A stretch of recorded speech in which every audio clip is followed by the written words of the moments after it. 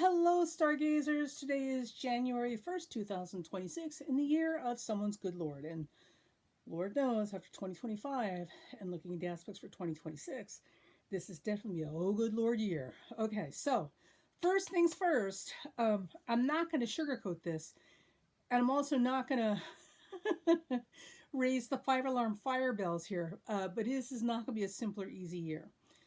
But in order to make sense of this year coming up, we're going to have to go backward a little bit into the aspects for 2025 to kind of put things in perspective. So the first thing is this year, 2026, is going to be dominated by the Saturn Neptune conjunction, mostly because there's not a lot else going on, and because Saturn Neptune moving in Aries is configuring with a whole lot of other stuff. We're going to get to that. So, starting with a Saturn Neptune conjunction in Pisces, which absolutely blanketed all of 2025, there are some things to understand. So, big picture stuff here, because it's all we got, right? So, with Saturn and Neptune together in the last degrees of the last sign of the zodiac, and in Pisces, the sign Pisces, all year long, Karma and the goddess have made her presence known. So one of the things that you'll notice is that while things have just gotten ridiculous, like dear God, what were these people thinking and still doing? Right? You're just as if it couldn't get any more worse, more cruel, more out of out of touch with reality. There's no bottom. There's no bottom for some of these people. But inside the seeds, inside of hatred, the seeds of its own self-destruction are there. Nothing born of hatred and selfishness will ever outpace, outlast, or survive its own self-destruction, which usually happens pretty quickly. So one of the things I want to remind you guys a couple years ago, I told you, right, that as we were moving through it, like there's a whole lot of people who are trying to drag us back to the dark ages because they don't see a future where they are the center of it, and therefore nobody else should have a future either. If there's no world where I'm the center of the universe, then there should be no universe. This is kind of the mentality we're dealing with, and we've been seeing it. We have been seeing it. There's a whole lot of people that have been preying on the disgruntled, the lonely, the isolated, the frustrated, the limited thinkers, capacity thinkers, and just what they call grievance politics, right? But it's not just the politicians. These are the social media people. You'll see a lot of these younger, mostly men, some women, right, who've been feeding like pariahs on other people's insecurities and grievances and issues. So while the Charlie Kirks and the Candace Owens and the Joe Rogans and all of the pickup master, all of these really not great role models have been fanning the flames of grievance and resentment and rage and blah blah blah and hatred and racism. Roar! They've been raking in millions. They've literally been using your or their anger and resentment and jealousy and insecurity and inability to understand and comprehend the much bigger picture that's happening here, because we don't have the same amount of information as some of them do. They've been manipulating this literally for their own profit. So they've been taking advantage of the very base that they're whipping up. And we still, at least in the United States, we're still in a place mentally where attacking children is okay. I hold the political leadership responsible for this because they are the role models for society. They're at least supposed to be there. And they're also supposed to be the safeguards, the guardrails to keep us from going off the deep end in one direction or the other. And they have failed their job because they too have been absolutely focused on what can I get for me before this is done. Because a lot of them fit into the category or subpopulation of people who know that the world as they once knew it is coming to an end. And if there's no future where they're the center of it, well, by God and golly, I don't give a damn but what's going to happen after this. Let me get mine and get the hell out of here. Right? Yeah, we know who they are. So that's been a lot of that. Now, while this has been happening, if you go back and look at 2025, there have been some really fascinating things happening. So there's been a lot of divine intervention. There were a couple of, I thought these were great, inexplicable fires that literally burned down monuments to slavery in the South, these plantation homes, one in, I think, Georgia, and the other in just outside of D.C., around Annapolis. And in both cases, there was literally they cannot find a cause for the fire. These things were literally burned to the ground. They will never come back again. And they cannot find the cause of fire. In one situation, they put the fire out, and a couple of hours later, without warning, the fire started up again in a different part of the house and burned the rest of the house down. Like, this is crazy stuff. The other thing we're seeing a lot of in 2025, Saturn, Neptune, Pisces, karma, is people getting their comeuppance or being exposed. Honestly, is really what it comes down, just being exposed for their wrongdoing by their own design. Literally, they've done this to themselves somehow, some way. They've messed up, or they didn't follow their due diligence, or whatever. Now, I'm going to say on a personal note, when it comes to the conservative right wing, as of the last 20, 30, 40 years, these are not the shiniest apples in the tree. These are not creative people. These are not deep thinkers. They're not original. Everything they've done, they've copied from somewhere else. Literally, the limit of their creativity has been stealing ideas, and copying, actions and ideas from other people in history. And that you can look up for yourself and see. Even apparently, the Make America Great slogan came from Reagan. So there's literally nothing original with his crew, which means that when you're dealing with that kind of intellect, by the way, just so you know, and you've seen this on your jobs, when you're dealing with that kind of intellect where they don't have any original ideas of their own because they don't think that deeply or that critically, and they're constantly stealing other people's ideas and copying other people's efforts, these things never go well. Never ever go well. And these are not people who should be in positions of leadership because they're literally liabilities, in a lot of ways. So that's what we've been dealing with in 2025. Now, also remember, we talked about Saturn and Neptune and Pisces having everything to do with lessons about compassion, right? Because this is a team effort. Humanity is a team effort. The future is team effort. Evolution is a team effort. And you can evolve or die. Those are your choices, but you're not going to stop evolution. So we have been in a position where we have been forced to face and deal with and address in our consciousness, right, matters of compassion and empathy and humanity, dignity, all of these things, which, clearly is just gone out the window, right? So there's a whole thing now with the anti-immigration, with the Latinos, the Hispanics, and some of the blacks from other countries that have come here that voted for Trump and didn't never. I don't know how this works in someone's brain, but they literally convince themselves that somehow none of these things would ever apply to them, and that because they're part of the Trump team, they would get a de facto get out of jail free card, or get out of social jail free card and be accepted. And the fact of the matter is, if you've grown up around racists, and believe me, I personally have grown up around some real ignorant white trash racist pigs. So I can tell you, you'll never be white enough. To that kind of white person who holds those kind of racist views in their heart or their mind, you will never be white or white enough, right? You will only be useful in the amount that you are willing to, one, subject yourself to the humiliation that they feel is okay because, hey, just joking around. And also, because that means you have to remember your place, right? And as you are useless, the minute you're no longer useful, you got to go because, buddy, I don't know how to break this to you, but you ain't white. Now, this isn't to say that other cultures, other races, other nationalities haven't played the same game, in their own areas. This has been going on since time began. But just because something's been going on since time began doesn't mean that we should continue tolerating it. Polio's been around for a long time. We finally said, you know what, enough is enough, and we got rid of it. Well, until JFK Jr. Just because something has been done and continues to be done for a long time prior to this moment in time does not mean it should continue to happen. Okay, there is a point where you have to reach the limit and say, you know what, just because we've been doing this for 1,000 years doesn't mean it's good. It's got to stop, right? Child marriage is a classic example, right? Marrying 8-year-olds off to old men,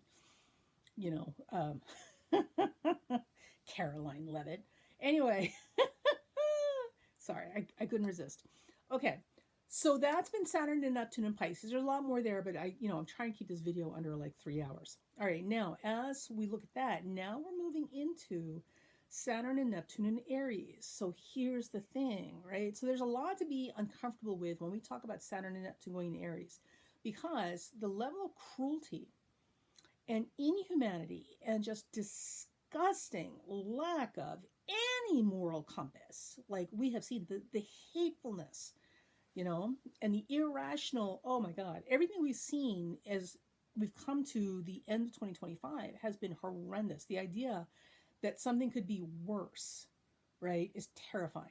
Now, some things to keep in mind as we make this transition from one year to the next.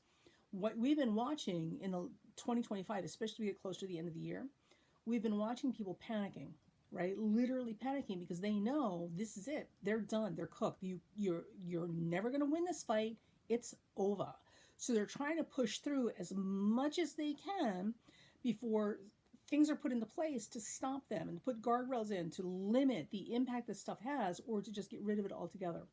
So it's not just social policies like with the Stephen Millers, right? And the whole Trump administration and all those hateful asshats that support them.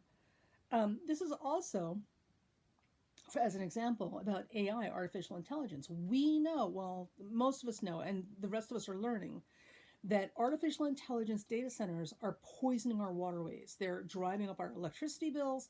They're doing nothing good, and they're going to cause us to lose more jobs, as if we haven't shed enough jobs. Boy, if you've ever wondered what it'd be like to live in a third world country, we're quickly heading there unless we put the brakes on and stop this. Just because people have behaved a certain way for 100,000 years doesn't mean that it's okay to let them continue doing that. At some point, you got to say no, right? So we've been seeing this ramping up of excessive behavior as they try to jam all this stuff through before they can no longer do it. That's where we're at, right? And also to remember, at least here in the United States, we've got a man in charge who knows he is hated by the entire globe.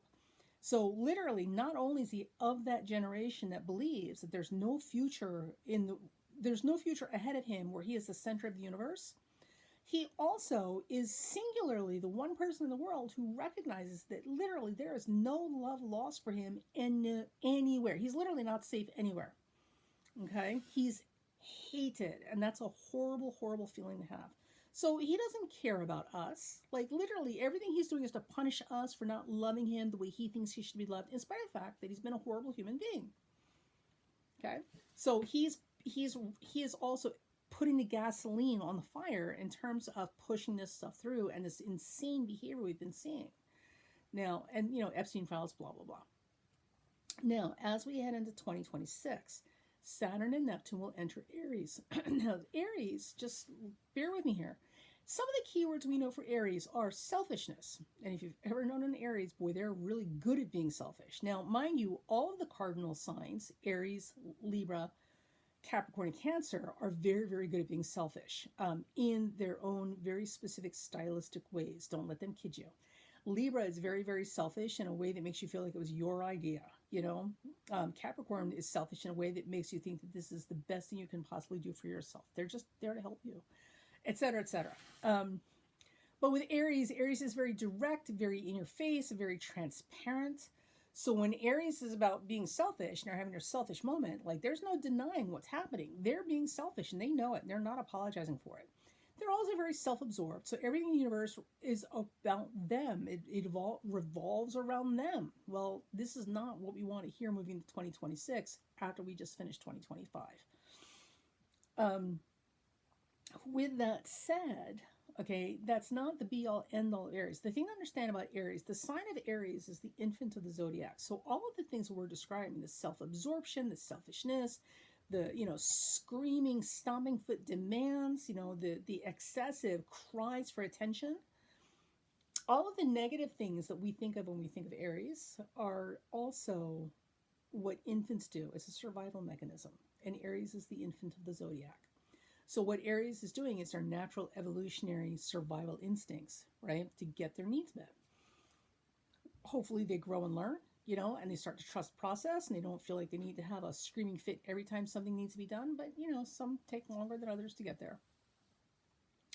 The other side, now the thing to remember too is the other side of that, just like an infant, is there's optimism and confidence that your needs are going to get met, that these things, that if you just scream louder, if you just act bigger, like whatever you do, like the effort you're making will result in the outcome you're looking for. That's the optimism and confidence in Aries.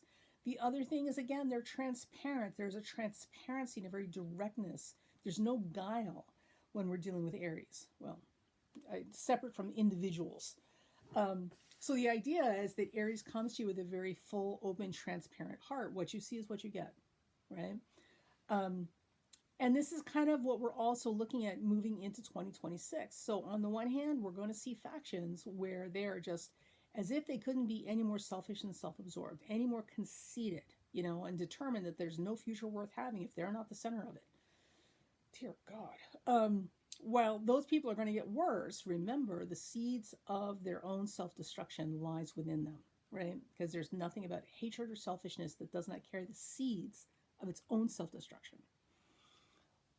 While this is happening, we are also being given the opportunity to discover and appreciate and reward and express more transparency, more directness, more action being taken, where Pisces has a lot to do with mass consciousness, right? And the deep spiritual, emotional understanding of what we're getting involved in. Aries says, when you pray, move your feet, right? So Aries is very much about what you're doing to show what you believe in, right? And what you think is right. Now, with Aries,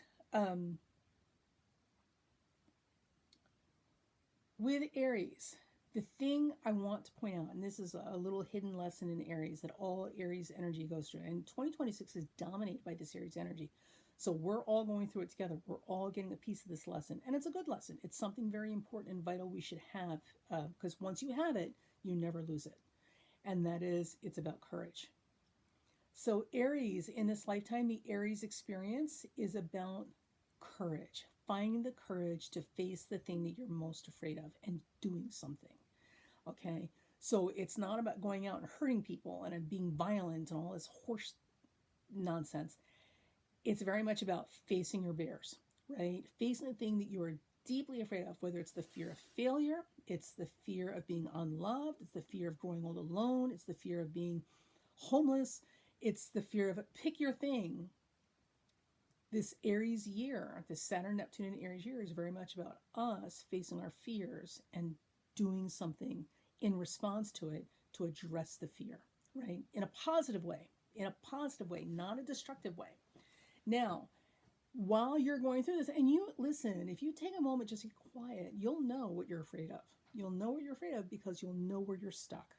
And you've been stuck, and you keep going back like a merry-go-round over and over and over, back to the same point, underneath the surface of those experiences and those circumstances and those realities. Underneath all of that, you're stuck there because there's something underneath that you're afraid of.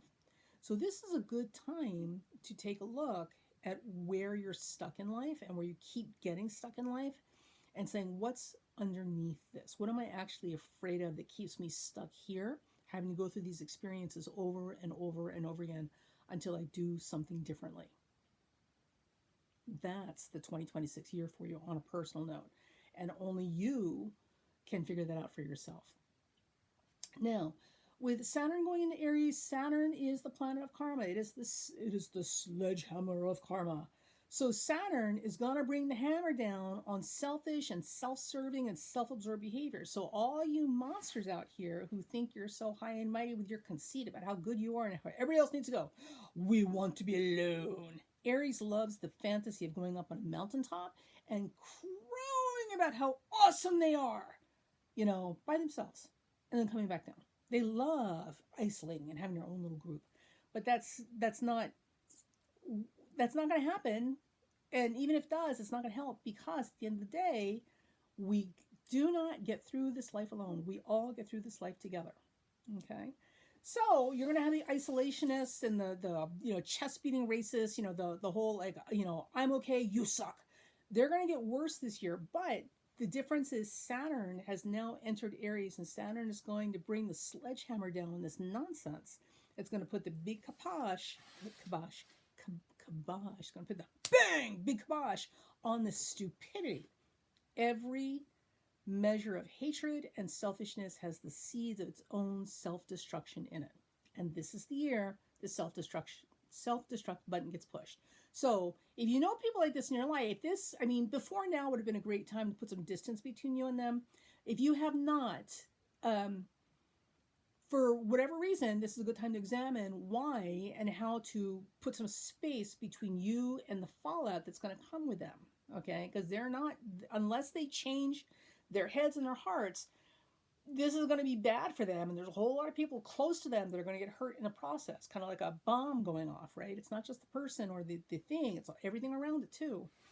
And again, this may be a matter of you facing your fears. Why have you been allowing yourself to maintain a close relationship with somebody you know does not um, reflect your principles and values?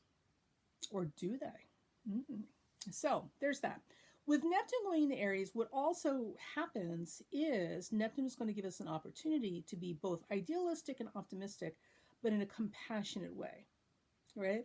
So Neptune in Aries gives us the call to start fresh, to start new in the most compassionate, dignity supporting ways. Okay, so all of this ugliness and cruelty and stupidity we are being subjected to, while it's coming to, well, basically crumbling like sand around your feet, Neptune in Aries is coming in like a wave to sweep all of that off the beach and give you an opportunity to start clean with a clean heart.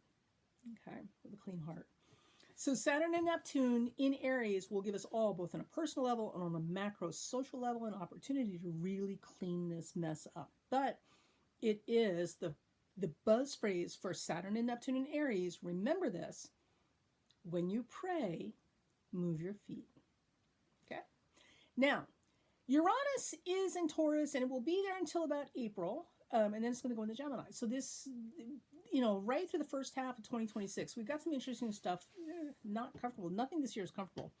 That's going to happen. So with Uranus right now, we've just so you know, most of 2025, Uranus was on the fixed star Algol, which is part of Pleiades constellation, which is all about, if you like, literally, it's going to give you something to cry about. So the whole 2025 has been literally dominated by the fixed star Algol. Now, it has been good and bad. On the bad side, if you needed something to cry about, Algol was going to give it to you, right? And it did, right? But the other thing, and also super wealth, which apparently some people took advantage of and are still trying to get super wealthy or wealthier. But the other thing, here's the thing to remember: Algol is the fixed star that also represents the mythology of Medusa. Medusa is the mythology. If you go back and read the myth again, two things. One, remember that this myth was written by men, and the lens of perception of men is what dictated how they interpreted events, all right? Which is why the myth of Medusa is skewed. And it is skewed because if you go back and read it again through the eyes of a woman, or more specifically through the eyes of a sexual assault survivor, what you're going to recognize instantly is that the myth of Medusa is the story of a woman who survives sexual assault and transforms herself. It's about female power, feminine power. So, Algol has been absolutely about the goddess coming back and returning to her seat of power, as well as, a re-examination of the role of a woman, in terms of spiritual power. And this is exactly what we've been dealing with here. There's been a whole lot of people who are finally waking up and seeing it for what it is and not being afraid to say it. And that is that the old toxic patriarchal religions were never designed to do anything except turn women into more, breeding cattle, right? This is the conversation we're having now, right? Because, and all you got to do is look. All you got to do is look. So this isn't to say that anybody's religion is better than the other, but I am saying that men who write these stories write through the lens of perception as men in that time. And this totally changes and skews the story being presented. Medusa is the story of surviving sexual assault and transforming from it to something even greater for other people. The way the mythology has been written for thousands and thousands and thousands of years has been basically the young maiden was caught the unfortunate attention of some guy who couldn't control his lust, raped her inside the temple of the goddess. The goddess got jealous, and in her jealousy, banished her to an island and disfigured her. right? And of course, Medusa and the snakes and the rage and the stone. This is a story that could only be told by men because of their limited understanding of what this is about. And also to remember Greek mythology and Roman mythology is littered with rape over and over and over again, like throughout these stories, because rape was so normal, that they just didn't even think that this would be not okay. That every time you turn around, a male god is raping somebody. So all of this is to say is that when it comes to religion, religion is not any better or different than mythology. The person telling the story has everything to do with how the story is presented. So, up until this point, these religions have been written and recorded and edited by men who are viewing this through the lens of their own perception. So, of course, many of these men who go into religious fields back in the day wanted nothing to do with marriage and children because they were gay, right? Or they just didn't like women. So they hid behind the hallowed halls of spirituality to remove themselves from criticism from society, right? And to spend time around other people who are also secretly trying to hide the fact that they would rather be with other men than with women and having children. And listen, there's nothing wrong with either of these things, but when you get somebody like a poison apple, right? If you get somebody who is just hateful on top of whatever their predilections are, this is a problem. And this is kind of where we've been. So we've come to the point now, as Saturn and Neptune and Uranus moves out of Taurus and passes Algol into Gemini, where we finally started having this conversation. So this is actually a very exciting period of time. We're so wrapped up in having our basic life needs challenged. It's been a little hard to follow, but that's where we're at. It's a good thing. We're going to get there. And don't you ever forget, you came into this world through your mother's body. Your mother risked her life to have you. So regardless of the relationship that you have with your mother after the birth, childbirth is the greatest risk a woman can take to help further evolution because it is literally a life-threatening event. Men don't have to go through this, but women do. And we always know who our mother is. Okay, so Uranus will move into Gemini. Now, when Uranus moves into Gemini, which is going to be around April, okay, it's going to set up a trine to Pluto. Now, here's where the conversation is about mass surveillance, artificial intelligence, right, data collection, okay, and duplicates. This is going to be a huge thing in April. This is going to be a big conversation. The thing to understand is that these things were already in place before we got here. Once a planet enters a sign and settles in, right? Once it's moved in, that's when we really start shifting our consciousness and our attention to the realities of this thing. So with Uranus and Pluto together having a relationship after April, in the signs of Gemini and Aquarius, mass surveillance and AI data centers is going to be a huge thing. Also cryptocurrency, but cryptocurrency will not go the way you think it is. Now, I'm not a finance person. I'm not an economist. I'm not a huge fan of crypto coin. I struggle with stocks. So that doesn't even seem like real money to me. But the reality is crypto coins are literally the ultimate Gemini, Aquarius, Uranus and Gemini, Pluto and Aquarius, game, right? I'm not going to call it a scam, but it's definitely a game. So I would be very, very careful about getting involved in that. You do what you want. I'm not a financial advisor, but I'm telling you, this is going to be a big issue after April. And I don't think it's going to go well. We're not there yet. It's not going to go well. Okay. With that said, Jupiter will be in Cancer until the summer, and then it will go into Leo. Now, when Jupiter goes into Leo, we're thinking that we should get some relief, right? Some reasons to celebrate, and we should. But in the very, very beginning of this, when Jupiter goes into Leo in July, August, it's going to oppose Pluto. So it's going to really blow up and expand some issues here. So we could have some 11th hour saving graces that come through this summer, but when you pray, move your feet. All of this is going to be predicated on what we did together collectively as a group, okay, from January 1st until July, August, when Jupiter goes in and finally reaches over and shakes hands with Pluto, okay? So don't expect someone to come down from the sky. There is no sky god that's going to come down and save you. This is all an inside job. It's up to you to figure out what you're willing to tolerate, and what you're willing to do. And ultimately, all these things come down to accountability. We have to hold people accountable. So not only do we have to hold our political leadership accountable, and remember, politics is about policy. Policy makers. Politicians are policy makers. They make the policies we have to live with.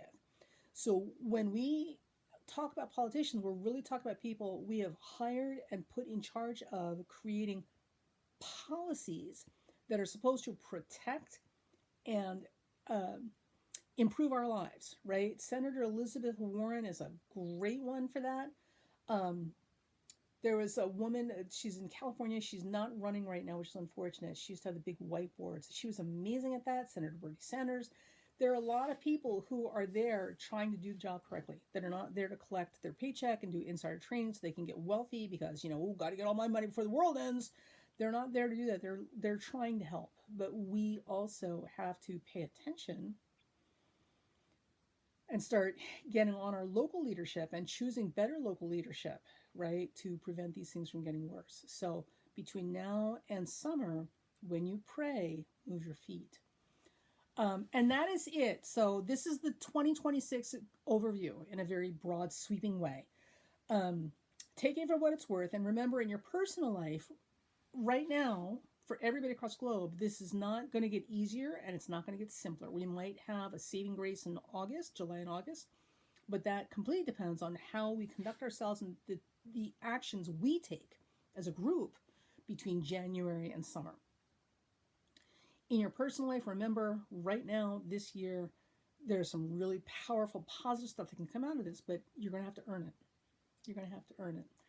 So the lesson this year, because it dominates the entire 2026 year, is about courage, right? Courage and compassion, and doing the right thing, right? Saturn and Neptune together in Aries is very much about doing the right thing. And if the right thing does not involve the support, protection, and building of other people's dignity, safety, and humanity, then it's not the right thing. All hatefulness and selfishness carries the seeds of its own self-destruction inside them. So you make your choices. You make your choices. We're going to get through this. Believe it or not, we're actually doing really well. We're having some very important conversations. This is not nearly as bad as it was in the 60s, right? Oh my God. The 50s, the 60s, the 70s, like it was, oh God, it was bad. This is not the 1930s with a great Wall Street crash. We're doing okay. We're really doing okay because we're paying attention and because mass consciousness, we're different people than we were then. We're much more sophisticated and all this sort of stuff. But there are some parties and factions that would drag us back to the Dark Ages because that's where they benefit. And remember, with those people, there is no bottom to that pit. It's an endless, bottomless pit. And the more people they can drag down there with them, the happier they are. But ultimately, that's not where we're supposed to go. Okay? Evolution, evolve or die. Those are your choices, just ask the dinosaurs. So you can't save the future for yourself. You have to share the planet, you have to share the future. And the sooner some of these people get that, the better off we're all going to be. In the meantime, you and I, we have work to do, both on ourselves and in our communities. So keep the faith, do the right thing. We'll talk to you soon.